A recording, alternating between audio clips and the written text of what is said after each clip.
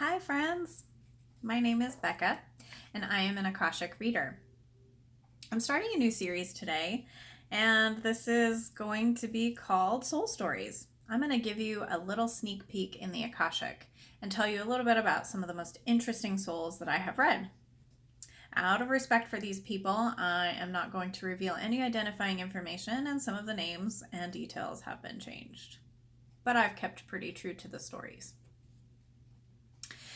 I really wanted to do this because I want to plant the seed in the collective consciousness, offering this wisdom in hopes that it will sprout and grow and inspire curiosity and learning on your own journeys into your past lives and your present incarnation.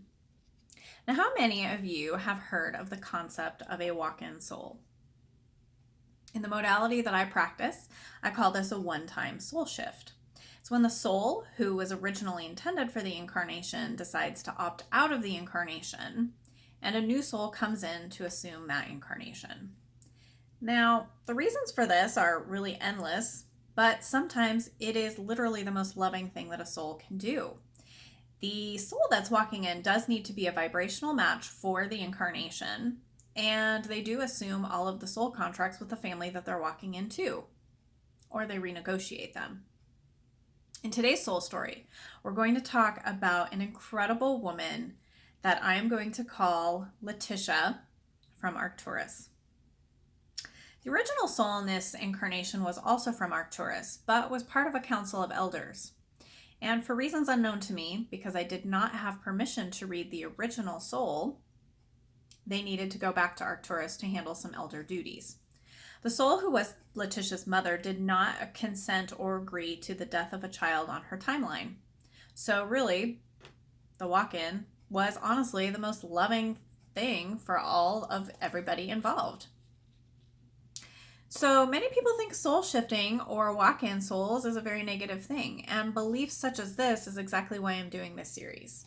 I simply want to expand on these concepts and provide you a real-life scenario so that they're not quite as misunderstood or negatively perceived.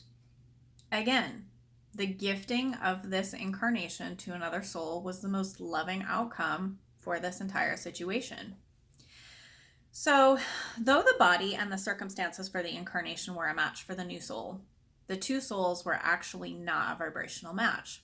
A body needs to have a soul inside of it in order to animate the incarnation, so there is usually a small overlap during the switch.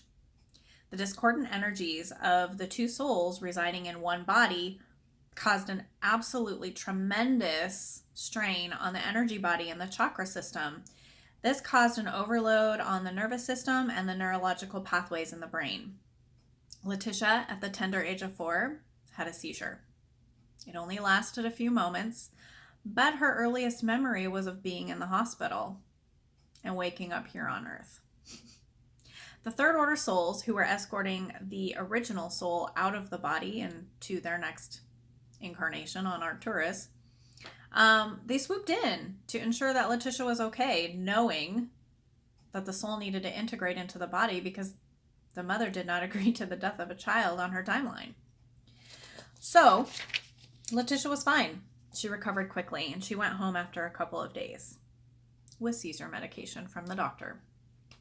Leticia relayed a story to me in which the bottle of medication just fell off the shelf and broke. In those days, the medicine was in a glass bottle and it went all over the floor. Now, her mother was pretty in tune with her intuition and determined that that was a sign that Leticia did not need the medication and was not actually ill. She never gave it to her again, and Leticia never had another seizure. She's in her early 30s and she's just fine. Leticia said she often feels very depressed around her birthday, and I was able to validate for her that that's because that was not her birthday. She was not born that day. We both agreed that celebrating her seizure day, if even only in secret, was probably more fitting because that was truly her first arrival here on Earth for this incarnation. Please understand that the work that I do in the records is not typically new information for a soul. It actually feels like remembering something you didn't know you forgot. It's validation. It helps to understand our current circumstances from a whole new level of perception. And that can give us a profound shift in karma and a newly found sense of wholeness. It is really an incredible sense of freedom to be seen at soul level and not feel so lost or misunderstood, or even sometimes worst case scenario crazy. So that's the story of Leticia and how she came to Earth. If you enjoyed this video and you would like me to do more in my soul story video series, please give me a like, thumbs up, even better, subscribe. You can find me on Facebook in my group called Be About It.